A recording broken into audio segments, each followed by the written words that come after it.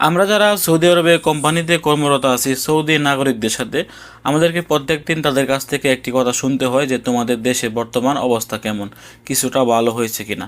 এই জিনিসটি কিন্তু প্রত্যেক সৌদি নাগরিকরাই আমাদের কাছ থেকে প্রত্যেক দিন জানতে চায়, তারা প্রত্যেক দিনের আপডেটটি আমাদের কাছ থেকে নিতে চায়। গতকালকে বেশ কয়েকজন প্রবাসী ভাই আমাদেরকে মেসেজ করে জানিয়েছেন যে ভাই আমি দেশে যেতে চাচ্ছি, কিন্তু আমার কোম্পানি বলছে যে বিমান নাকি বন্ধ।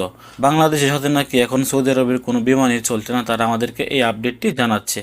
সৌদি নাগরিকরা কিন্তু নিজেরাই জানে না যে সৌদি আরবের সাথে বাংলাদেশের বিমান খোলা আছে না বন্ধ আছে। আমরা যারা সৌদিদের সাথে কাজ করি আমাদেরকেও তারা সবসময় জিজ্ঞাসা করে যে সৌদি আরবের সাথে কি বাংলাদেশের বিমান চালু হয়েছে কিনা, বা দেশের অবস্থা এখন কিছুটা স্বাভাবিক হয়েছে কিনা, এরকম কিছু প্রশ্ন কিন্তু তারা প্রত্যেক দিন আমাদেরকে করে থাকে।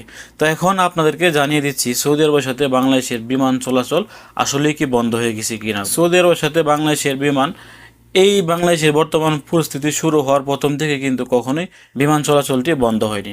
মাঝখান দিয়ে একদিন বন্ধ ছিল পুরো বিশ্বের মধ্যেই নেটওয়ার্ক জনিত সমস্যার কারণে।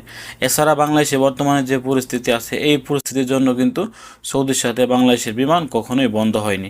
আজও পর্যন্ত কিন্তু সৌদি আরবের সাথে বাংলাদেশের যে ফ্লাইটগুলো আছে এগুলো কিন্তু ঠিকমতোই পরিচালনা হচ্ছে।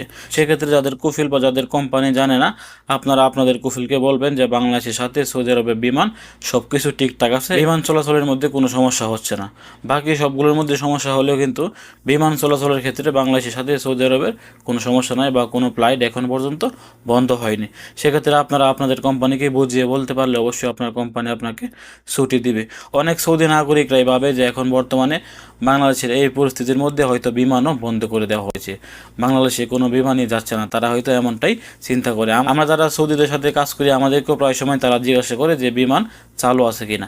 আমরা তাদের ভুলটি ভাঙিয়ে দিই যে বিমানের কোনো সমস্যা নেই, বিমান ঠিকই চলছে, তবে বাংলাদেশের ভিতরে যে যানবাহনগুলো ওইগুলো চলাচলের ক্ষেত্রে কিছুটা সমস্যা হচ্ছে, তবে বিমানের ক্ষেত্রে কোনো সমস্যা হচ্ছে না।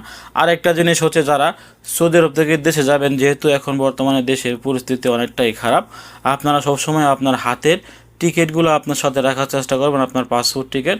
সেক্ষেত্রে রাস্তাঘাটের মধ্যে যদি কোনো সমস্যা হয় তাহলে আপনার টিকিটটি দেখালে কিন্তু তারা আপনাকে এবং আপনার গাড়িটিকে ছেড়ে দেওয়ার চেষ্টা করবে।